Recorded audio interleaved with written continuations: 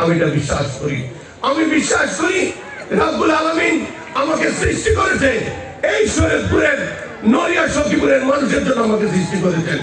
আমাকে সৃষ্টি করেছেন এই যে মায়েদের, এই যে বাবাদের, মুরব্বীদের সেবা করার জন্য আমার জন্ম হয়েছে। আমি আমার জন্য বড় কিছু পেয়ে গেলে আমি যতটুকু আনন্দ হই তার চেয়ে বেশি আনন্দ হই যখন আপনাদের কোনো একটা কাজ আমি করে দিতে পেরেছি।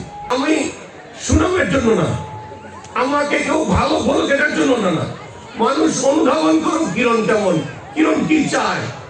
সত্যিকার অর্থে এই অঞ্চলটা পিছিয়ে পড়েছে। এই অঞ্চলটায় যখন আমি রাজনীতি করতে আসি 92-তে, আমি এই রাজনীতি করার আগে আমি গত 77, 73, 74, 77 এখানে অনেক আসা যাওয়া করেছি।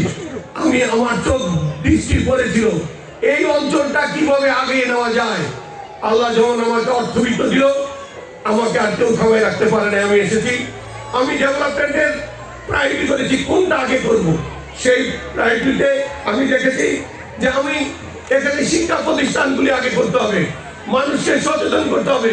আমাদের এলাকার মানুষ মাছ ধরা, কৃষিকাজ ছাড়া কোনো কাজ ছিল না। আমি দেখেছি অনেক মা ধান তুলে সন্তানদেরকে লেখাপড়া করাইতে পারে নাই, মরিচ তুলে লেখাপড়া করাইতে পারে নাই।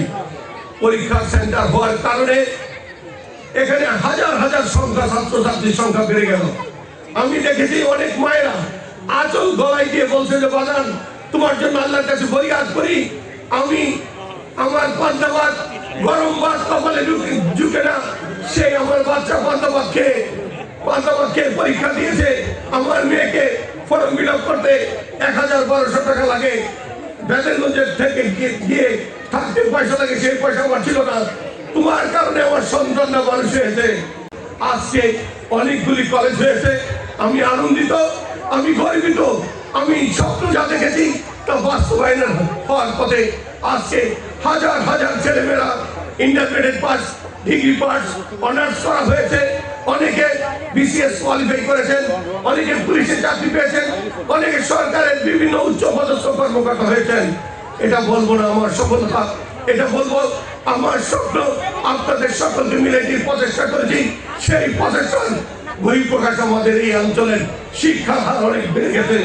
আমি স্বপ্ন দেখি আমার দেশের মানুষ, আমি স্বপ্ন দেখি আমার পিছিয়ে পড়া মানুষকে কখন কিভাবে আগে নিয়ে যায়। আজকে একটা সুযোগ এসেছে, আমরা চেষ্টা করে যাচ্ছি, আপনারাও চেষ্টা করেছেন।